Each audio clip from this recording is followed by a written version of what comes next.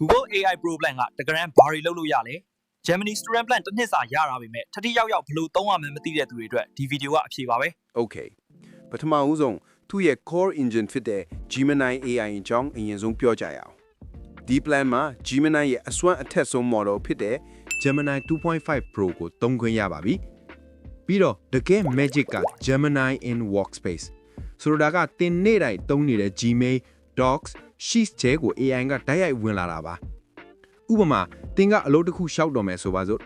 သင် CV က Google Drive ထဲမှာရှိနေပြီအခု Google Docs ထဲမှာ cover letter တစ်စောင်အမြန်ရေးချင်တယ်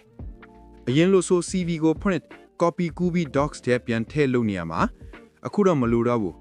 Docs ရဲ့ဘေးဘက်မှာရှိတဲ့ Gemini icon လေးကိုနှိပ်ပြီးတော့ဒီလိုခိုင်းလိုက်ရုံပဲငါ Google Drive ထဲက mycv.pdf file ကိုဖတ်ပြီးဒီ job description အတွက် cover letter တစ်စောင်အကောင်းဆုံးဖြစ်အောင်ရေးပေးသူကသင် CV ထဲကအချက်လက်တွေကိုနားလည်ပြီး job description နဲ့ကိုက်ညီအောင်အကောင်းဆုံးရေးပေးသွားမှာပါအလုပ်တွေအများကြီးလွယ်ကူသွားပါတယ်ကဲအခုကျွန်တော်တို့ဒီ plan ရဲ့တကယ် exclusive ဖြစ်တဲ့ labs tools တွေအကြောင်းပြောကြမယ်ဒါတွေကသင်ရဲ့ productivity နဲ့ creativity ကိုနောက်တစ်ဆင့်မြင့်တင်ပေးမှာပါ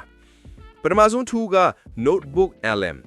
သူကိုသင်ရဲ့ AI research assistant လို့ပြောလို့ရတယ်Gemini က internet ကြီးတစ်ခုလုံးကနေအဖြေရှာပေးတာ notebook LM ကတော့သင်ကိုယ်တိုင် upload လုပ်ထားတဲ့ site စာတမ်းတွေ PDF တွေ website link တွေထဲကနေပဲအဖြေရှာပေးတဲ့ AI expert ပါဥပမာကျွန်တော်ဒီမှာ project အတွက်စုထားတဲ့ PDF 5 ခုကို upload လုပ်ထားတယ်အခု notebook LM ကိုဒီ source တွေအားလုံးကိုသုံးပြီးဒီခေါင်းစဉ်အတွက် social media post idea 5 ခုထုတ်ပေးလို့ခိုင်းကြည့်မယ်သူပေးတဲ့အဖြေရဲ့ဘေးမှာဘယ် PDF ဘယ်စာမျက်နှာကနေယူသုံးထားလဲဆိုတာကို citation ပြပေးတာကတော်တော်အသုံးဝင်တဲ့အချက်ပဲကျောင်းသားတွေ researcher တွေအတွက်ဆိုအကောင်းဆုံးပေါ့ဒုတိယထူးက Whisk ဒါက AI image remixer ပါစာရိုက်ပြီးပုံဖန်တီးတာတင်မဟုတ်ပဲပုံတွေကိုသုံးပြီးပုံအသစ်တွေဖန်တီးတာပါဒီမှာကြည့် subject အကွက်မှာကျွန်တော်ရိုက်ထားတဲ့ coffee ခွက်တစ်ခုကိုထည့်လိုက်မယ် scene အကွက်မှာတောတောင်ပုံတစ်ခုကိုထည့်လိုက်မယ် style အကွက်မှာပကြီကားပုံတစ်ခုကိုထည့်လိုက်မယ် result ကိုကြည့်လုံးဝမတူတဲ့ art piece တစ်ခုဖြစ်သွားရအောင်ကိုယ့်ရဲ့ product shot တွေကို background အလန်းစားတွေနဲ့မြန်မြန်ဆန်ဆန်ဖန်တီးကြည့်ရင် online shop ပိုင်ရှင်တွေအတွက်တော်တော်လေးအကျိုးရှိမှာပါတတိယ tool ကတော့ flow ဒါက AI filmmaking tool ပါစာရိုက်လိုက်ရုံနဲ့ကိုယ့်ရဲ့ YouTube video တွေမှာသုံးဖို့မူပိုင်ခွင့်လွတ်တဲ့ B-roll တွေကိုအခက်မြဖန်တီးနိုင်ပါပြီဥပမာ a cinematic slow motion shot of raindrops on a window in a cozy cafe ဆိုပြီးရိုက်ထည့်လိုက်တာနဲ့ဒီမှာကြည့်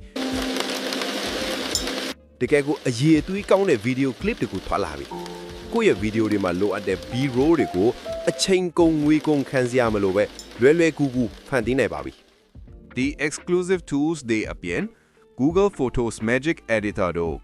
Photo Amler တို့လို Premium Editing Suite တွေလည်းပါသေးတယ်ပြီးတော့ 2TB Cloud Storage ဒါကသင် iPhone 12 128GB ရဲ့16ဆနီးပါးရှိတဲ့အတွက်ဗီဒီယိုတွေ project file ကြီးတွေအတွက်စိတ်ပူစရာမလိုတော့ဘူးကဲအားလုံးထဲမှာတန်ဖိုးအရှိဆုံးအချက် sharing အကြောင်းပြောကြရအောင်ဒီနေရာမှာတစ်ခုရှင်းရှင်းလင်းလင်းသိထားဖို့လိုပါတယ် AI feature တွေဖြစ်တဲ့ Gemini Advanced နဲ့ Workspace AI တွေက plan ကိုဝယ်ထားတဲ့သင်တယောက်တည်းအတွက်ပဲတည်တံ့ဖြစ်ပါတယ်